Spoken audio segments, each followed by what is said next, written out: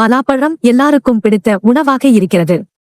இந்த பழத்தை எல்லாரும் விரும்பி சாப்பிடுவார்கள். காரணம் இதில் உள்ள இனிப்பு சுவைதான். மேலும் இவை சீசனில் கிடைப்பதால் இதனை விரும்புகிறார்கள். உணவுகளில் பழமாக இருந்தாலும் சரி, காய்கறியாக இருந்தாலும் சரி, சில உணவுகள் சிலருக்கு செட் ஆகாது. அந்த உணவுகளை எல்லாம் சாப்பிடக்கூடாது. மீறி சாப்பிட்டால் உடலில் பக்க விளைவுகள் ஏற்படும். அதனால் தான் இந்த பதிவில் பலாப்பழம் யாரெல்லாம் சாப்பிடக்கூடாது என அறிந்து கொள்வோம் வாங்க. சில நபர்களுக்கு தோலில் அலர்ஜி பிரச்சனை ஏற்படும். இதற்காக மருத்துவரை நாடி செல்வார்கள். அதற்கு முதலில் நீங்கள் சாப்பிடும் உணவுகள் ஏதும் ஒத்துக்காமல் இருக்கும். அதனால் அதனை முதலில் அறிந்து கொள்ள வேண்டும். தோலில் அலர்ஜி பிரச்சனை இருப்பவர்கள் பலாப்பழத்தை சாப்பிடக்கூடாது.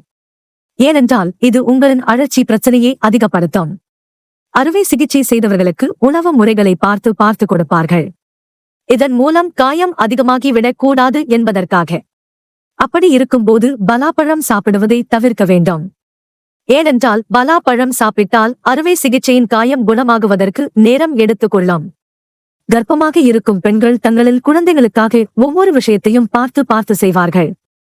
கர்ப்பமாக இருப்பவர்கள் மறந்தும் கூட பலாப்பழத்தை எடுத்துக்கொள்ளக் கூடாது. ஏனென்றால் குழந்தையின் வளர்ச்சியில் பிரச்சனையை ஏற்படுத்தும். தாய்ப்பால் கொடுப்பவர்கள் பலாப்பழம் சாப்பிடுவதை தவிர்க்க வேண்டும். இது குழந்தைக்கு வயிறு சம்பந்தப்பட்ட பிரச்சனையை ஏற்படுத்தும். சிறுநீரக பிரச்சனை இருப்பவர்கள் பலாப்பழம் சாப்பிடுவதை தவிர்க்க வேண்டும். நீங்கள் இந்த பிரச்சனையோடு பலாப்பழத்தை சாப்பிடுவதன் மூலம் உங்களின் பிரச்சனை இன்னும் அதிகமாகும்.